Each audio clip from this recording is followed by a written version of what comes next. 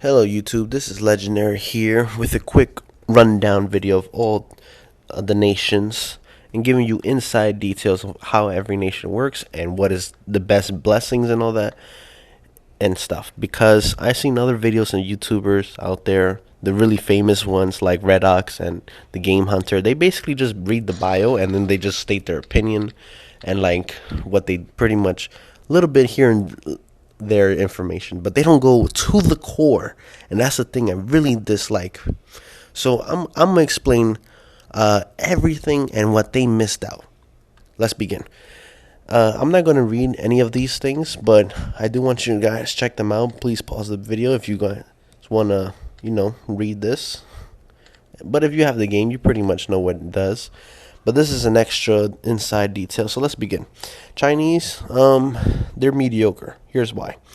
Extra Mercenaries is very good in any age, at any metal range, and is very good in World War, especially if you're an industrial and you have maxed out mercenary camp like I do. You could get Panzer tanks. It takes required capacity is 2, right? If you were the Chinese, my max capacity would be 6. So that would mean I have 3 Panzer tanks. That is very good, very helpful. Extra citizens and defenders are pretty much worthless because you get one extra citizen, and let's say as an example for me as myself, I tend to use all my citizens to upgrade everything, and sometimes I forget to leave free citizens to hunt deer and gather my stuff, my fruit tree and my gold mine. But if I was a Chinese, it still wouldn't even matter because it's one citizen, it's not 2. It takes 2 citizens to gather fruit trees, gold mine, hunt deer, and above. The only thing you can do with one citizen is upgrade walls, upgrade a gate, upgrade traps, cut down trees, and hunt bunnies. That's all you pretty much can do. So that is not really helpful. It should be 2 citizens to actually be meaningful and actually making an impact, because even like such as some of the smallest upgrades such as roads, farms, and caverns and all, they all take 2. So it should definitely be buffed to Chinese when it comes to that. Defenders is also worthless because the defenders are infantry and they come from the town center, and they pretty much make no difference, especially when coming to the higher ages. I think you're not really missing out because this blessing right here, defender's blessing, actually is better than the Chinese is extra defenders, because the troops that come out of the forest are always heavy cavalry. So they actually do more damage. Unlike the infantry, they're just pretty much there, not doing anything. Especially when you're an industrial, they do nothing. So it's kind of worthless. So the Chinese, only 1 plus, 2 negatives. They're a mediocre nation as of now. They need to be buffed up a bit. Do I recommend them? It's up to you. It's really up to you. Moving on. British. More loot. 15%. Now, some people say the British are not that good, blah, blah, blah. Actually, the British are pretty good now, especially in World War.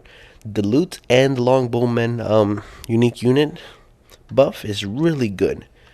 You cannot fail with the British. That extra range really makes a difference, and the extra loot obviously really helps, especially in World War. And if you're not in World War, let's say you're not prepared for it, at least when you're in the lower ages, loot blessing right here, 11%, plus the 15% you have already. That is 26%. Very good for the British. I absolutely recommend them. They're helpful from the beginning all the way to now. Very good nation. Moving on to the French. Alright, so this is where most YouTubers fail to address. They say the French is a good nation because the training blessing mixed with their unique nation's buff. The thing is, you don't get training blessing until Enlightenment Age. So the French are, and look at this, the second bonus is not until Gunpowder Age. So they're pretty much worthless. Not worthless, but not very helpful or promising until you get to Enlightenment Age. And there's a lot of players out there that they quit before getting to Enlightenment Age, or quit during Enlightenment Age. That's what usually happens in this game. So the French is for a long-term player. If you're a noobish player and you depend on like camping it out, staying at the low metal range, and depending on your farms and caverns to get most of your food and loot, and not really attack other players, I do not recommend the French. You're absolutely not going to do anything. There's some people like that. If you've seen the reviews in the game for Apple reviews, it's funny. Most of those players are noobs. That's what it is. Other than that, the French are really good once it comes to enlightenment age and above with training blessing are very good. But this is what most YouTubers fail to address, is that sole purpose is that they're only good once you're in the high ages. If you're in the lower ages, not so much.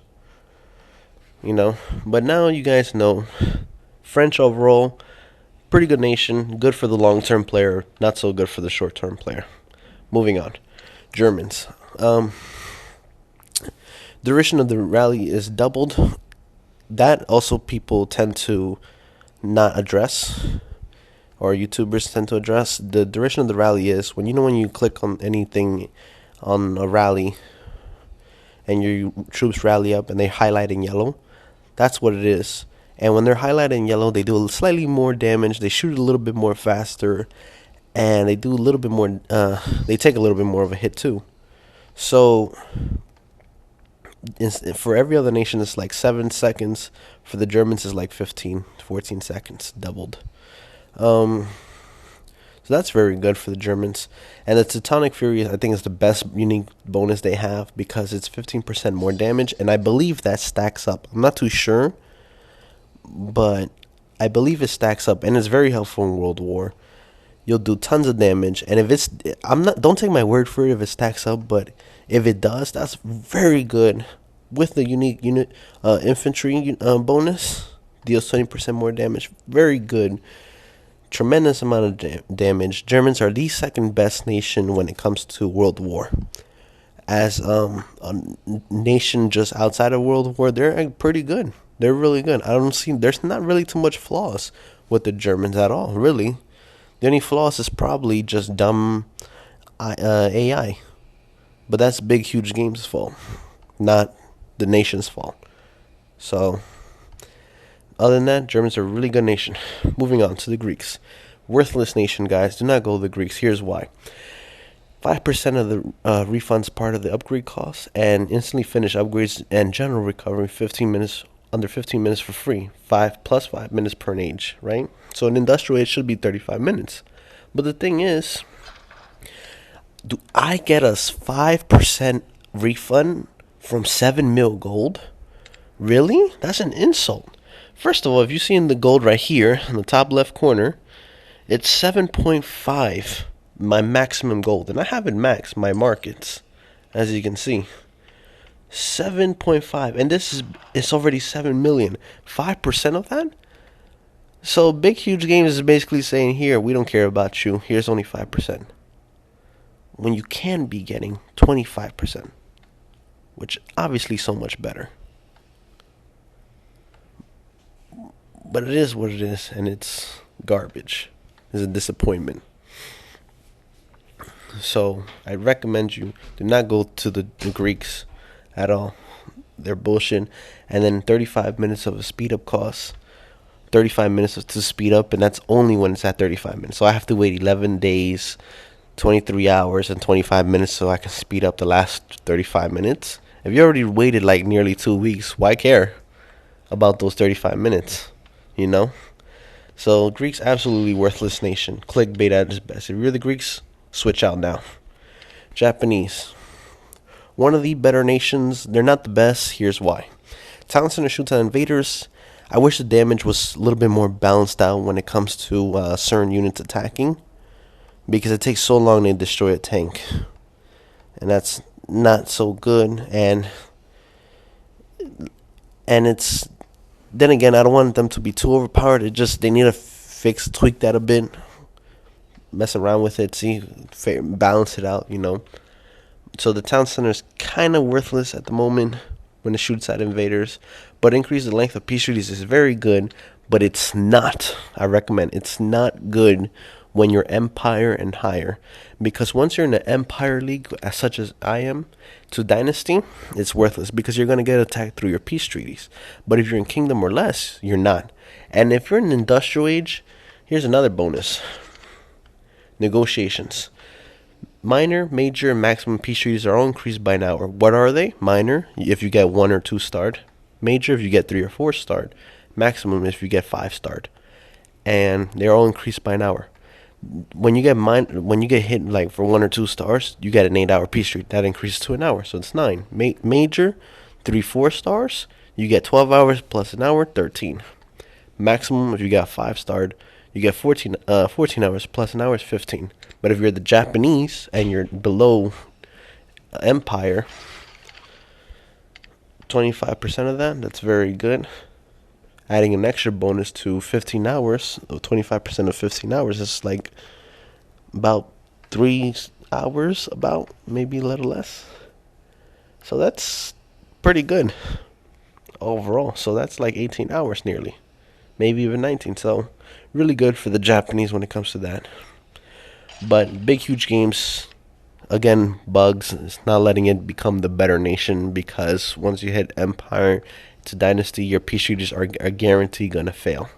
It's just going to happen. But that's big, huge games. Moving on. Koreans.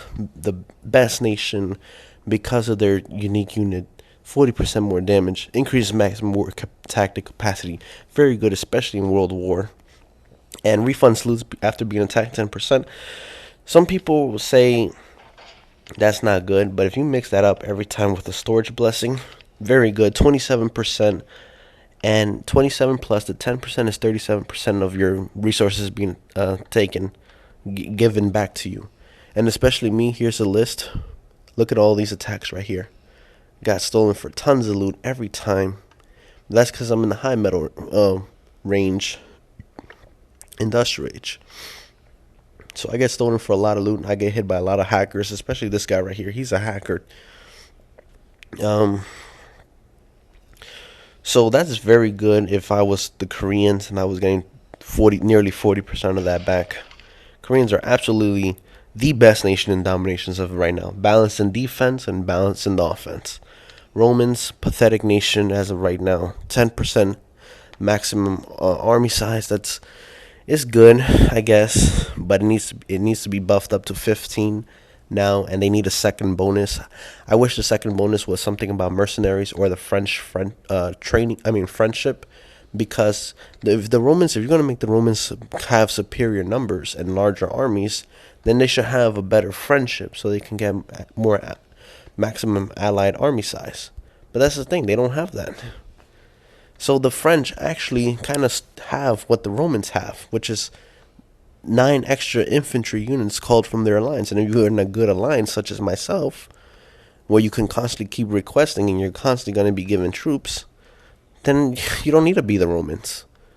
So, the Romans definitely need a buff. They need 2 buffs. They need 2 bonuses, because if you notice, the British and the Romans are the only ones with 1.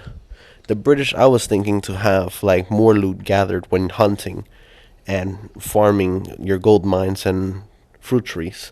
That's the second bonus that should be added to the British. The Romans, I have no idea. What you guys think on the Romans should be their second bonus. Hopefully this video helped out in a more detailed core complexion. And till then, let me know what you guys want to see next about your wonders or anything like that. Till then, peace.